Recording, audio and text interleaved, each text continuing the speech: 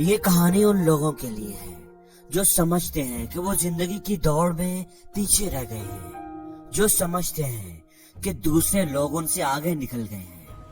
وہ لوگوں کی باتیں سن سن کر تنگ آ چکے ہیں۔ فلاں تو ڈاکٹر بن گیا ہے، انجینئر بن گیا ہے، کامیاب بزنس مین بن گیا ہے، اور تم نے کیا کیا ہے ابھی تک؟ تم بدھو کے بدھو ہی ہو۔ تم بھی کچھ کرو بھائی، کچھ کر کے دکھاؤ۔ وہ مایوس ہو جاتے ہیں، پریشان ہو جاتے ہیں، اپنے آپ کو دوسروں سے کمپیئر کر کر کے خود کو کوستے رہتے ہیں، ڈی موٹیویٹ ہو جاتے ہیں۔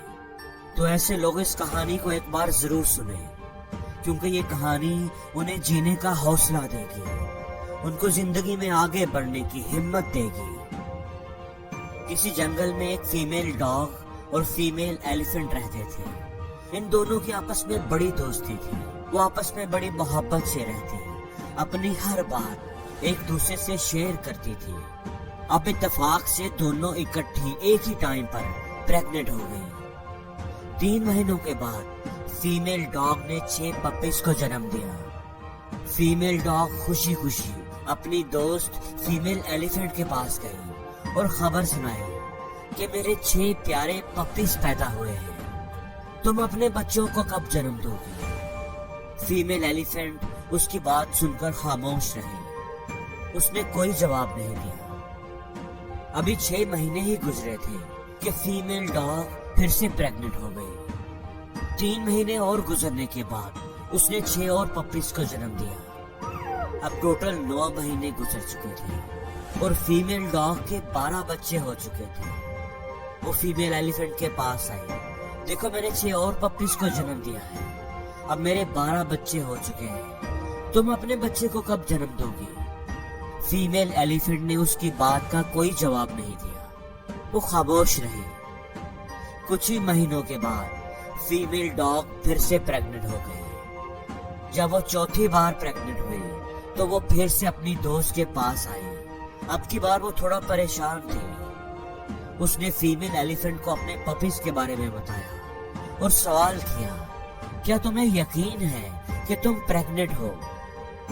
ہم دونوں تو اکٹھے ہی پریگننٹ ہوئی تھی، میں تو 3 بار بچوں کو جنم دے چکی ہوں، میرے 1 درجن سے زائد بچے ہیں جو اب کافی بڑے بھی ہو چکے ہیں، اور تم نے ابھی تک ایک بچے کو بھی جنم نہیں دیا، تم ابھی تک پریگننٹ ہی ہو؟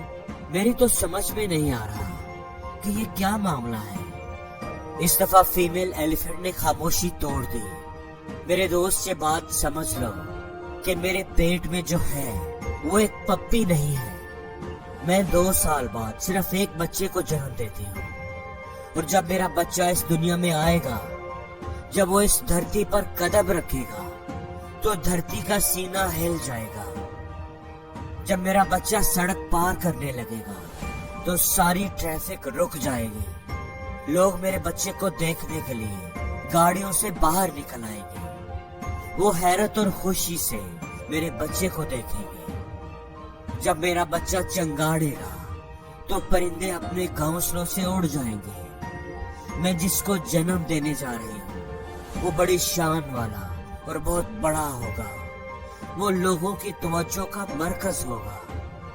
اس لیے مجھ سے بار بار نہ پوچھو، کیونکہ میں جس کو جنم دینے جا رہی ہوں وہ ایک پپی نہیں ہے، بلکہ وہ طاقت کی، شان و شوکت کی، ہیبت کی علامت ہے۔ وہ ایک ہاتھی ہے اور اسے پیدا ہونے میں وقت تو لگے گا۔ دوستو، زندگی میں بھی ہر چیز کا ایک وقت ہوتا ہے، ہر پھول اپنے وقت پر ہی کھلتا ہے، ہر ستارہ اپنے وقت پر ہی چمکتا ہے۔ کامیابی اور ناکامی کا ایک وقت ہوتا ہے، اس لیے اپنے آپ کو کبھی بھی کسی سے کمپیئر نہ کریں۔ جب آپ دوسروں کو کامیاب ہوتا دیکھیں تو کبھی بھی ہمت نہ ہاریں، مایوس نہ ہوں، کوشش کرنا نہ چھوڑیں، ہمیشہ یقین رکھیں کہ آپ کا وقت بھی آنے ہی والا ہے اور ضرور آئے گا۔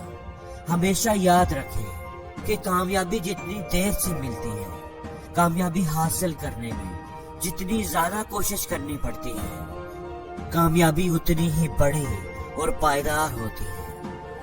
بالکل ایسے ہی جیسے پپی کو تو پیدا ہونے میں صرف 3 مہینے لگتے ہیں، جبکہ ہاتھی کی پیدائش میں وقت لگتا ہے۔ اس لیے اگر آپ کو ابھی تک آپ کی منزل نہیں ملی تو نا امید نہ ہو، ہمت نہ ہاریں، اپنے خوابوں پر نظر جمائے رکھیں، چاہے کتنی بھی مشکلیں آ جائیں، کوشش کرنا کبھی نہ چھوڑیں، صبر اور مستقل مزاجی سے اپنے خوابوں کا پیچھا کرتے رہیں اور اپنے آپ سے یہ کہتے رہیں کہ میرا وقت بھی آنے ہی والا ہے، اور جب میرا وقت آئے گا تو دنیا دیکھے گی، کیونکہ بڑی کامیابی کو حاصل کرنے میں وقت تو لگتا ہے۔